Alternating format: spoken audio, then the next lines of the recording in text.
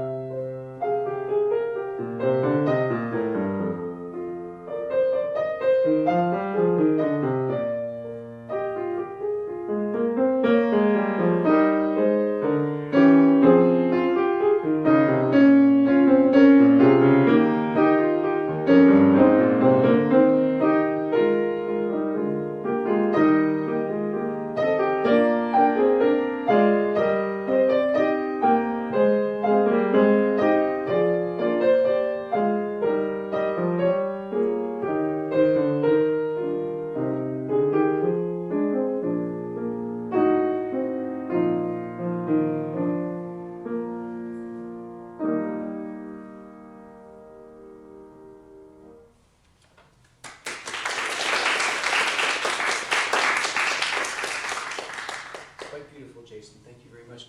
Can you just stand over my shoulder and eavesdrop? I'll go through a bunch of things that I just want to suggest as possibilities. Why don't you stand just right here? There you are.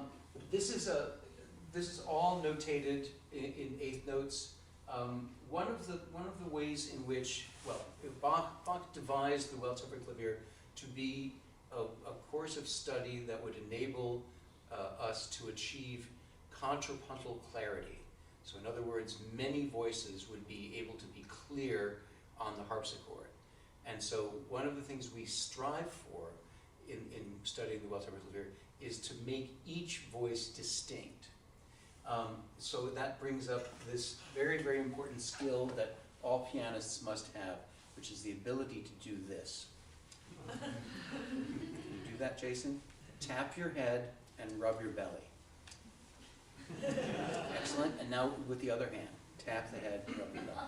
The reason why I'm doing this very silly thing has to do with the fact that we really need to cultivate that ability of making each hand, and sometimes each half of our hand, do two different things, or just different things entirely. And one of the ways that we are able to differentiate and make clear different voices in a piece, a contrapuntal piece like this, we'll look at the Prelude just now. One of the ways we're able to do that is to create different articulations for each hand, for each voice. And the other thing that's interesting about this is that this is one of the few things that I just decided, well, I think one of the ways we can instill a fair amount of variety, especially when we're dealing with patterns that tend to repeat, is to make an opposite articulative plan. So if we're going to do these are in 3/8 groups. This 9/8 measure is broken up into 3 groups of 3. And so, for instance, and this is just one way of doing it, but I decided that the way to go about this would be to break those measures into 3-note groups. And so we would do, the first one would be articulated in a sort of a legato manner, and then the second eighth, and now. So, and I would go back and forth, because now we have, the thing that I can never stand is when we have this next bar, which is this similar pattern, and doing that in exactly the same articulation. So this is just a suggestion, but so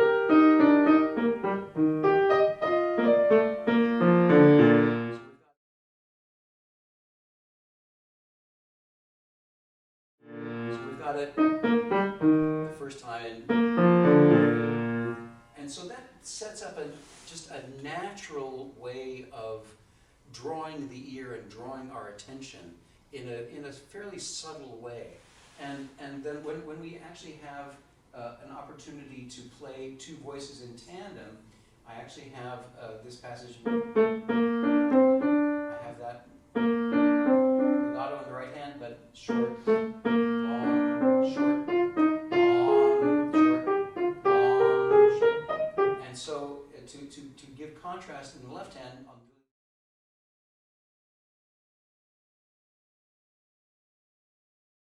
I'm doing this in slow motion. Legato in the right hand, I've got, again, so when I've got legato in the right hand, I've got staccato in the left hand.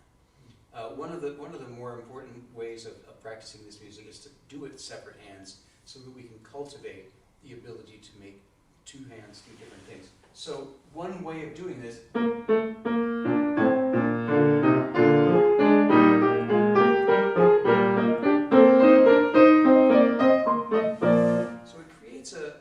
a richness and a back and forth. It's like very quick editing in a film. We're looking at the whole scene, but we're seeing it through a couple of different camera angles. And so this really creates a sense of fullness of texture, because we're changing it up constantly. And this particular prelude is perfect for that, because we're dealing in these 3/8 note groups. And we can set it up so that the right hand is legato while the left hand is staccato, and then vice versa, and just go back and forth that way.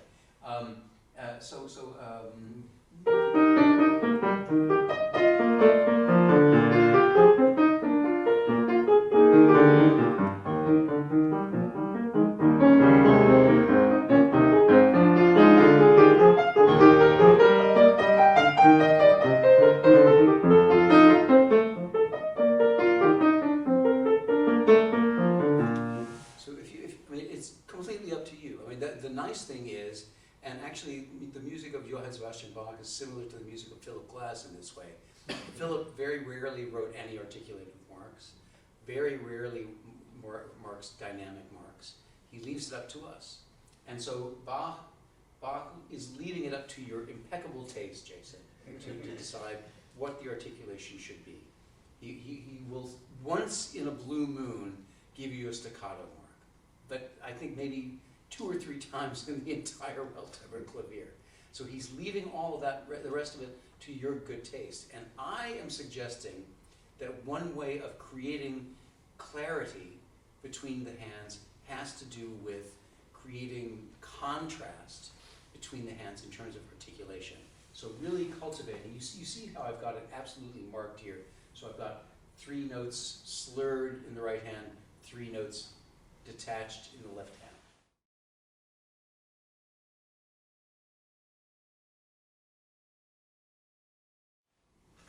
And that goes through the entire piece that way. And you could come up with your own plan. I just find that it does that nice cross-cutting thing, happens every 3/8 notes, and that really creates a sense of fullness of texture, and also sort of an articulation of a sort of an eloquence, sort of a rhetorical thing. Because as I say, there are as many different articulations as there are consonants in any sung language. So it's rather than, I mean, and Glenn Gould did this to a large degree, he would choose an articulation for one line.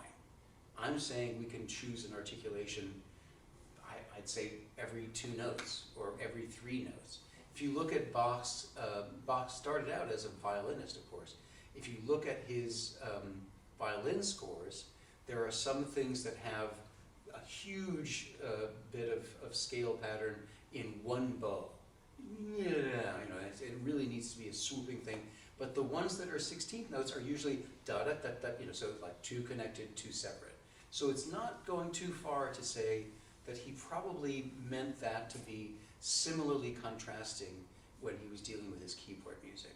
And so, it's not so far to say that maybe he would have liked, 3 notes legato in the right hand as opposed to 3 notes detached in the left hand and then switching. It's a pretty good bet. The other thing that I think is very, very important for us to note is that we should look at these notes as placeholders. If we look at it from the standpoint of holding a whole note to the bitter end, that doesn't take into account of what Bach might have meant if he were orchestrating this fugue for pizzicato cello. If he marked this fugue at that whole note as a pizzicato cello, there's no way it would have rung through the measure. And so one of the things that we need to talk about is whether we want all of these notes to be ringing full value. And so, for instance, one of the ways that we can achieve clarity is if we have a long note in the right hand,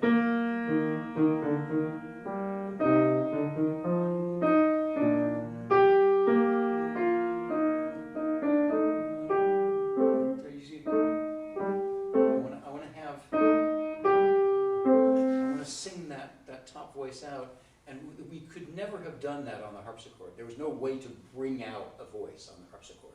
But one thing that we could do on the harpsichord has to do with articulation.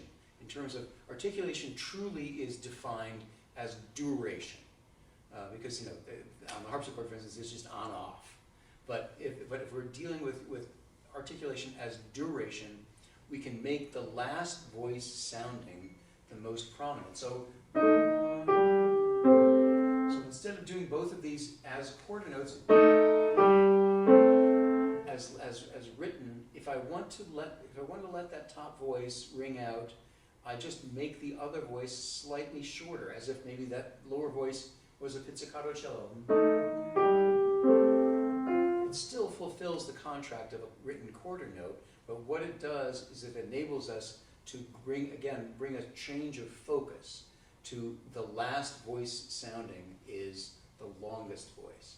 It doesn't, and there's so much now in the well-tempered clavier that has nothing to do with bringing a voice out or making it louder than another, but it has a lot to do with, as I say, the last voice sounding.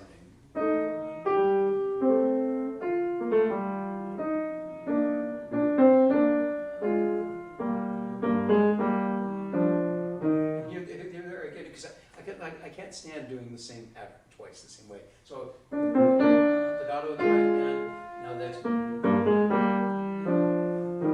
so I've got legato in the left hand, and then staccato in the right. Not staccato, but actually, do you know what the definition of staccato is? For instance, how long is a staccato quarter note? An eighth note, exactly. Very good. Because usually, if you were to show me a staccato quarter note in a Prokofiev sonata, I'd say, how short do you want it? You know, like I can make it really short. But Berlin Philharmonic chapter and verse means, yes, half the printed length. So between those two extremes, there lies a lot of potential variety. So we can make them not quite so different. But if we just make the top voice slightly longer, our ear is drawn to it because it's the last voice that we hear ringing. So I would suggest going through this fugue to really bring in the idea of this idea of the two hands doing different things. If we want one voice to come out, make that longer than the other voice in contrast, and that'll create a lot more clarity. And as I say, a lot more variety and a lot more freedom based on what you think sounds good. And so we'll have fun working on the E-flat major again later in the class. Thank you, Jason. Bravo. Very good.